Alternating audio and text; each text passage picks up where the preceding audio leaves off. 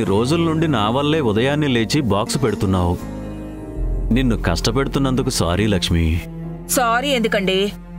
ఇలా క్యారేజ్ పెట్టడం నాకు సంతోషంగానే ఉందండి. సంతోషంగా ఉందా? అవునండి. మీరు పోస్ట్ మాస్టర్గా ఉన్నప్పుడు రోజు ఇలాగే క్యారేజ్ సిద్ధం చేసేదాన్ని కదా. ఆ రోజులే గుర్తొచ్చాయి. లక్ష్మి, నీలో నాకు నచ్చిన గుణం ఇదే. ఏదైనా సరే ఇష్టంతో చేస్తావు. కష్టం అనిపించినా మాటల్లో మాత్రం చూపించవు.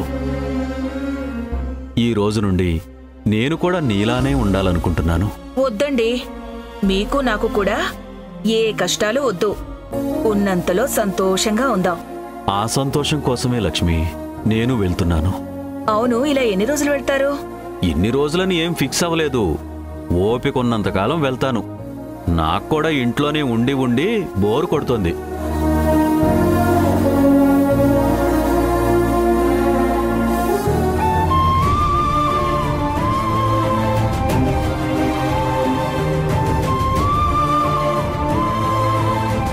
ఈరోజు కూడా షూ వేసుకోవాలా? ఇది కంపల్సరీ లక్ష్మి. అక్కడ ఎక్కువ నిలబడే పని ఉంటుంది, నడవాల్సి వస్తుంది. చెప్పులేసుకుంటే కాళ్ళు నొప్పులు పుడతాయి. టాబ్లెట్లు తీసుకున్నారా? మొదటి రోజు ఇలాగే మర్చిపోయి వెళ్లారు. తీసుకున్నానులే లక్ష్మి. నువ్వు కూడా గుర్తుపెట్టుకుని టాబ్లెట్లు వేసుకో. ఇంట్లో ఎవరు లేరు కదా అని అవసరం లేని పనులని నెత్తినేసుకోకు. తినడం పడుకోవడం తప్ప నాకేం పనులుంటాయండి? ఇన్ని రోజులు ఇంట్లో మీరుంటే మంచో చెడో ఏదో మాట్లాడుకుంటూ గడిపేసేదాన్ని. ఇప్పుడు మీరు తిరిగి వచ్చే వరకు ఎదురు చూస్తూ ఉంటాను. నన్ను క్షమించు లక్ష్మి. నీకు అబద్ధం చెప్పి ఉద్యోగానికి వెళ్తున్నాను. సంధ్య మీద ఆధారపడకుండా బ్రతకడానికి ఇంతకు మించిన దారి నాకు కనపడలేదు. లక్ష్మి, నేను వెళ్ళొస్తాను. మంచిదండి.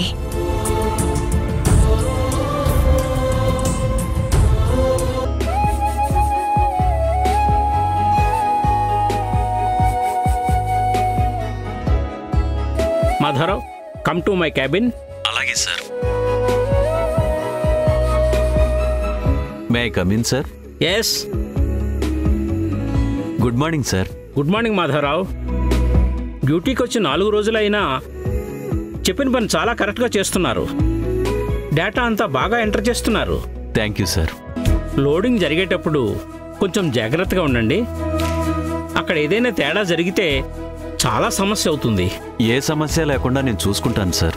ఇంటర్వ్యూకి వచ్చిన రోజు మీ వయసు గురించి ఆలోచించి తీసుకోవాలా వద్దా అనుకున్నాను. కానీ కొన్ని రోజులుగా మీ పని చూసి నా నిర్ణయం కరెక్ట్ అని ఫీల్ అవుతున్నాను.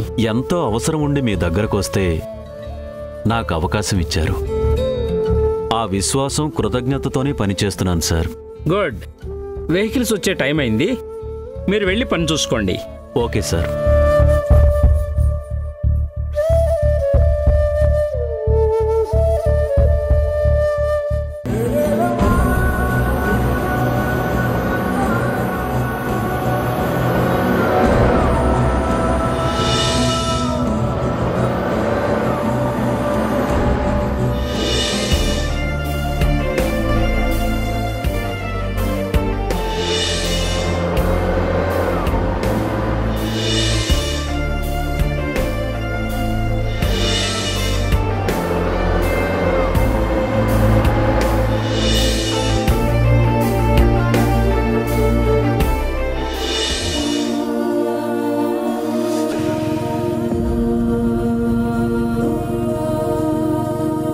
సొంత ఇల్లుండి కూడా ఇలా ముష్టివాళ్లలా బతికే కన్నా ఉరేసుకొని చావచ్చు కదా.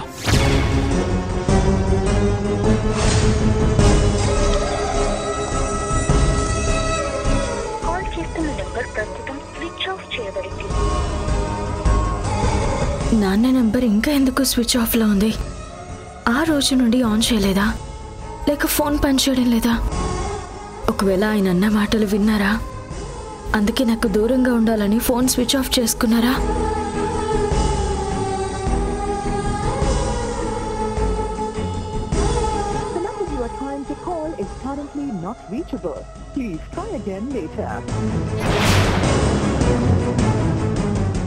దివ్యకి ఫోన్ చేస్తాను.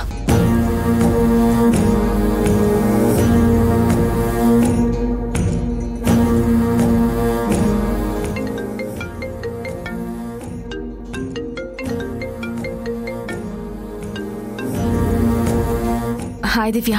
ఏంటి ఈ టైంలో ఫోన్ చేసావు? నన్ను బాగా మిస్ అవుతున్నావా? నిన్ను కాదు, మా అమ్మా నాన్నల్ని మిస్ అవుతున్నాను. మిస్ అవ్వడమేంటి? నువ్వు సిటీలో లేవా? ఇక్కడే ఉన్నాను దివ్య, కానీ మా అమ్మా నాన్నల నుంచి ఫోన్ వచ్చి చాలా రోజులైంది. ఏంటి చాలా రోజులైందా? అవును దివ్య, నాన్న హాస్పిటల్కి వెళ్ళినప్పుడు కాల్ చేశారు. నాకేమో మాట్లాడడం అవ్వలేదు. డాక్టర్ ఏమన్నారు, ఆయన ఆరోగ్యం ఎలా ఉందో తెలుసుకుందామని కాల్ చేస్తుంటే ఫోన్ స్విచ్ ఆఫ్ వస్తుంది. ఆంటీ నెంబర్కి కాల్ చేయాల్సింది. చేశాను దివ్య, అమ్మ నెంబర్ కనెక్ట్ అవ్వడం లేదు.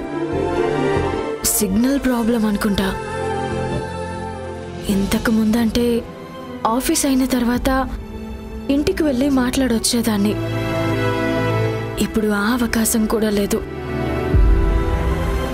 నువ్వేమన్నా ఇంటికి వెళ్ళావేమోనని నీకు కాల్ చేశాను. లేదే, నేను కూడా చిన్న పని మీద తిరుగుతూ మీ ఇంటికి వెళ్ళడం తగ్గించాను. అప్పుడప్పుడు బాబ్జీనే వెళ్ళొస్తున్నాడు. అవునా? బాబ్జీ నిద్రపోతున్నట్టున్నాడు. ఒకసారి ఇంటికి పంపించి ఫోన్ చేయమని చెప్పనా? వద్దులే, నేనే రేపు మార్నింగ్ వెళ్తాను. ఇన్ని రోజులు నాకెందుకు కాల్ చేయలేదని ఇద్దరికి వార్నింగ్ ఇస్తాను. అప్పుడు కానీ నా కోపం బాధ మా అమ్మా నాన్నకి అర్థం కాదు. నువ్వు ఆకాష్తో హ్యాపీగా ఉన్నావని లాస్ట్ టైం ఇంటికి వెళ్ళినప్పుడు ఆంటీ అంకుల్కి చెప్పాను. ఆ మాటలు విని ఇద్దరు చాలా హ్యాపీగా ఫీల్ అయ్యారు. మేబీ నిన్ను డిస్టర్బ్ చేయడం ఎందుకు అనుకుంటున్నారేమో. ఫోన్ చేయకపోతే టెన్షన్ పడతాను, కానీ వాళ్ళు నాకెప్పుడు డిస్టర్బెన్స్ కాదు కదా. మా అమ్మ నాన్నల కన్నా నాకెవ్వరూ ఎక్కువ కాదు. నేను బ్రతికున్నంత కాలం వాళ్ళిద్దరే నా మొదటి ప్రయారిటీ. ఆ విషయం తెలిసి కూడా ఎందుకు నాతో మాట్లాడడం లేదో నాకు అర్థం కావడం లేదు. నాన్నకి ఆరోగ్యం మీద అస్సలు శ్రద్ధ ఉండదు. అలాంటిది చాలా రోజుల తర్వాత హాస్పిటల్కి వెళ్లారు. డాక్టర్ ఏమన్నారు? కనీసం ఫోన్ చేసైనా చెప్పాలి కదా. అంతా నార్మల్గా ఉందేమో, అందుకే ప్రత్యేకించి ఫోన్ చేయలేదేమో. అదే మాట నాకు చెబితే నేను హ్యాపీగా ఫీల్ అవుతాను కదా దివ్య. ఇలాంటి విషయాలు కావాలని మర్చిపోతున్నారో లేదంటే అవసరం లేదని దూరం పెడుతున్నారో నాకు అర్థం కావడం లేదు. చాచా, అలా ఎందుకు అనుకుంటారు సంధ్య? నువ్వు వాళ్ళ గురించి ఎంత కేర్ తీసుకుంటున్నావో అంతకు మించి వాళ్ళు నీ గురించి ఆలోచిస్తారు.